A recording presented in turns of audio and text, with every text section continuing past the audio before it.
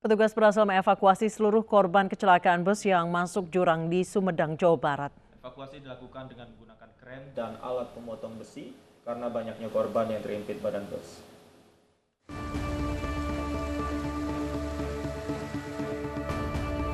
Tim gabungan telah mengevakuasi 65 penumpang bus pariwisata Sri Padma Kencana yang masuk jurang di Jalan Raya Sumedang Malangbong, Tanjakan Cai, Desa Sukajadi, Kecamatan Wadu, Kabupaten Sumedang, Jawa Barat. Badan bus terperosok ke dalam jurang sedalam 20 meter. Satu korban yang berada di bawah kendaraan sempat kesulitan untuk dievakuasi. Polres Sumedang mengirimkan kren untuk memudahkan proses evakuasi. Jalanan di sekitar TKP juga ditutup sementara untuk kelancaran evakuasi. Satlantas Polres Sumedang akan mengirimkan kren untuk mengangkat kendaraan. Dan kita harapkan dalam waktu dekat akan ditutup jalan ini untuk bisa mengevakuasi kendaraannya dulu. Kecelakaan yang terjadi pada Rabu malam menyebabkan bus terbalik 180 derajat. Menurut warga, bus terlihat oleng 500 sebelum tempat kejadian hingga akhirnya terperosok ke dalam jurang.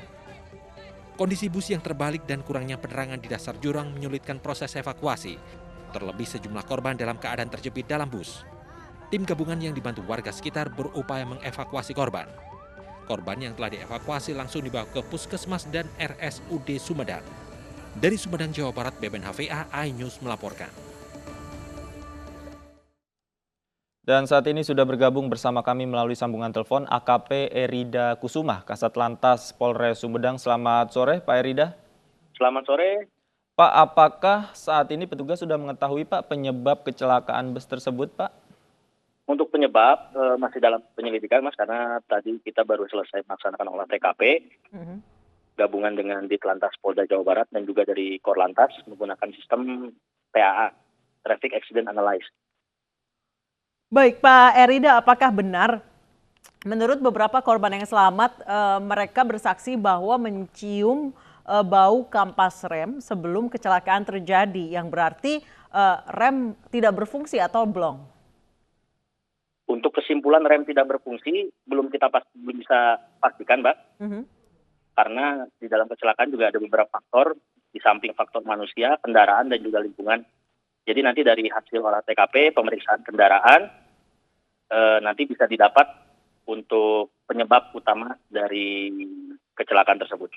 Baik, Pak Erida, apakah benar tanjakan ini yang dilalui oleh bus ini sebenarnya tidak diperuntukkan untuk bus melintas? Betul, jadi untuk kendaraan ini untuk jalan ini adalah jalan alternatif. Jadi diperuntukkan untuk kendaraan kecil dan juga roda 2. Jadi tidak diperuntukkan untuk kendaraan besar maupun bis-bis besar.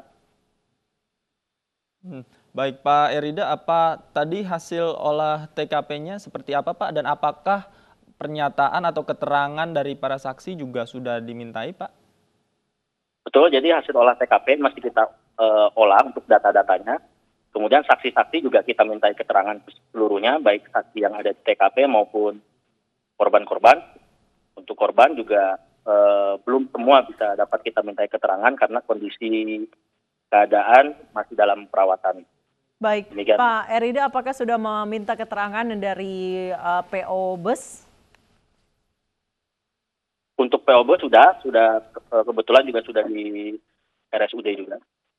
Baik, sejauh ini apakah memang ada laporan kendaraan dalam kondisi tidak sehat, Pak? Untuk laporan kendaraan tidak sehat sementara belum ada, namun nanti bisa terdetek semua pada saat pemeriksaan kendaraan dengan instansi samping dari Disub dan juga ATPM. Baik, Pak Erida, kalau dari keterangan korban tadi yang bisa dimintai keterangan, bagaimana keadaan saat itu sehingga bis bisa terperosok ke jurang, Pak? Jadi rata-rata karena kondisi malam, Mas, jadi banyak yang terlelap, kemudian sadar-sadar setelah dapat dievakuasi. Dari beberapa yang bisa kita mintai keterangan. Untuk yang lain, kita belum bisa mintai keterangan karena kondisi luka yang kita paham, jadi belum bisa ataupun mungkin masih trauma, demikian, Mas. Baik, sejauh ini dari laporan tim rumah sakit berapa yang masih dirawat Pak di sana? Untuk total yang dirawat ada sudah pulang 11, kemudian yang dirawat 25. Baik, dari 25 korban yang saat ini sedang dirawat, berapa yang kondisinya dalam kondisi yang cukup kritis, Pak? Untuk kondisi kritis belum bisa kita pastikan karena seluruhnya masih diobservasi. Jadi nanti untuk laporan dari rumah sakit untuk yang kritis berapa, jadi belum bisa kita pastikan, Mbak. Baik, Pak Erida, kita balik lagi ke kondisi di sekitar tempat kejadian perkara, Pak. Dari hasil pemeriksaan atau olah TKP yang dilakukan oleh polisi, apakah ditemukan ada jejak pengereman dari bus ini, Pak? Atau ada tanda-tanda lain yang mengindikasikan memang bus ini dalam kondisi tidak sehat gitu, Pak? Jadi untuk jejak-jejak ada, Mbak, sudah kita tandai semua jejak-jejak itu, dan juga untuk jejak pengerepan dan sebagainya juga sudah kita himpun semua di dalam data. Namun itu semua kan kita belum bisa menyimpulkan untuk penyebab utama kecelakaannya apa. Jadi harus masih diproses kembali untuk data-data tersebut. Baik, terima kasih AKP Erida Kusuma, Kasat Lantas Polres Sumedang telah bergabung bersama kami di iNews Sore. Pemirsa, korban meninggal kecelakaan maut di Sumedang tiba di rumah duka di Subang, Jawa Barat. Keluarga korban histeris saat jenazah korban tiba di rumah duka.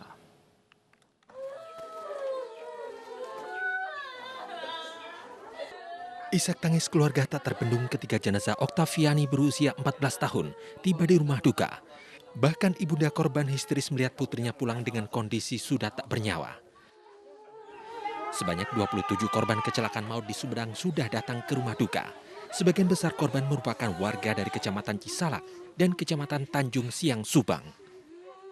Jumlah korban yang meninggal dunia paling banyak merupakan warga Kampung Pasir Laja, Desa Paku Haji, Kecamatan Cisalak, Subang. Dalam satu kampung sebanyak 12 warganya meninggal akibat kecelakaan. 00 genep, kebanyakan 7 orang, RT 072, RT 08 Tilu, Kampung Pasir Laja semuanya 12 orang. Udah datang semua Pak korban? Belum. Sebelumnya rombongan SMP IT Al-Muawana yang ziarah ke Tasikmalaya dan Garut serta wisata di Pantai Pangandaran kecelakaan ketika perjalanan pulang di Wado, Sumedang. Dari Subang, Jawa Barat, Yudi Heriawan Juanda, iNews melaporkan. Jumlah korban tewas akibat kecelakaan bus di Sumedang bertambah menjadi 29 orang. Sementara 36 terluka, 11 diantaranya diperbolehkan pulang.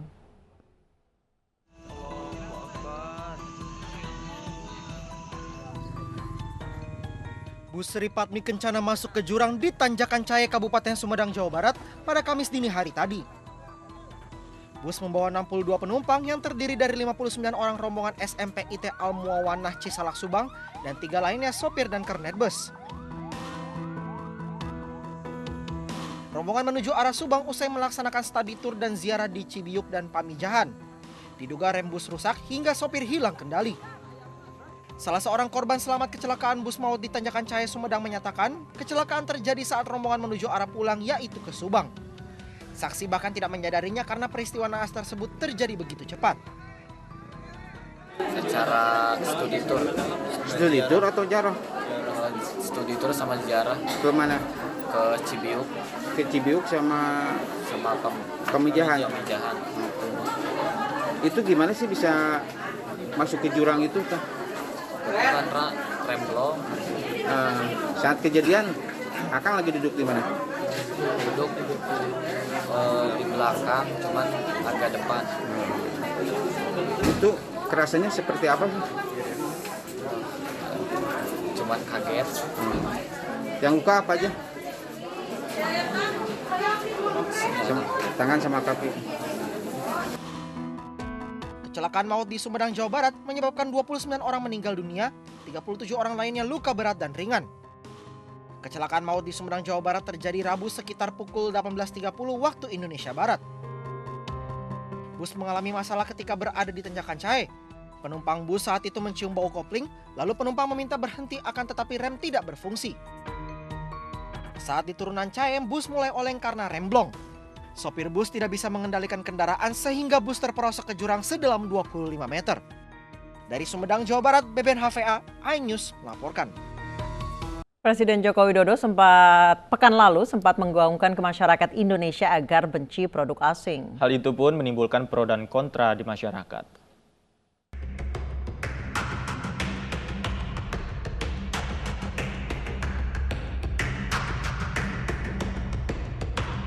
Ajakan-ajakan untuk cinta produk-produk kita sendiri, produk-produk Indonesia harus terus digaungkan. Produk-produk dalam negeri, gaungkan. Gaungkan juga benci produk-produk dari luar negeri. Bukan hanya cinta, tapi benci. Cinta barang kita, benci produk dari luar negeri. Sehingga betul-betul masyarakat kita menjadi konsumen yang loyal sekali lagi untuk produk-produk Indonesia. Imbauan menggaungkan untuk benci produk asing disampaikan Presiden Joko Widodo saat rapat kerja Kementerian Perdagangan 2021. Tak butuh waktu lama, seruan Jokowi untuk membenci produk asing menjadi polemik di tengah masyarakat, khususnya para pedagang. Pengamat e-commerce Indef Nailul Huda mengomentari seruan Presiden untuk membenci produk asing dianggap terlalu berlebihan. Huda memaparkan penyebab banjirnya platform digital dengan produk asing adalah ketidakmampuan produk dalam negeri bersaing dari sisi harga dan kualitas. Tersebut terlalu berlebihan dan terlalu responsif menyikapi sebuah isu yang dimana kita sebenarnya belum tahu nih apakah memang penyebabnya adalah terlalu banyak produk asing atau dari sisi mana kita akan menganalisisnya. Nah, kalau menurut pandangan saya, kalau kita menyikapi banjirnya produk asing di platform e-commerce itu kita akan melihat dari 3 faktor yang berpengaruh dalam penentuan harga. Nah, kalau kita lihat bahwa satu itu adalah platform itu sendiri, yang kedua adalah konsumen, yang ketiga adalah penyuplai barang atau produsennya. Sementara itu pengamat politik Adi Prayitno juga menyatakan kampanye ini merupakan wujud kegalauan pemerintah, sebab saat ini hampir semua sektor melakukan impor. Bagaimana mungkin kita bisa membenci produk asing, tapi pada saat yang bersamaan impor itu datang tanpa bisa dibendung oleh kita semua. Beberapa terobosan pun dilakukan pedagang untuk bersaing dengan produk luar. Ini sejalan dengan perjuangan kami 10 tahun lebih ya. Kami menggelorakan gerakan nasional Ayo Belanja ke Pasar Tradisional dalam rangka ini adalah bagian dari keinginan kami membangkitkan produk-produk lokal. Pemerintah hendaknya tidak hanya sekedar menyerukan untuk membenci produk asing, tapi juga secara masif mendorong UMKM untuk lebih go digital dalam strategi pemasaran dan meningkatkan kualitas produk sesuai dengan minat masyarakat. Tim Liputan iNews melaporkan. Pemirsa, pemerintah kembali memperpanjang pemberlakuan pembatasan kegiatan masyarakat atau PPKM skala mikro mulai 9 hingga 22 Maret mendatang. Kebijakan ini diambil untuk menekan angka penularan virus corona di provinsi-provinsi yang memiliki kasus COVID-19 cukup tinggi.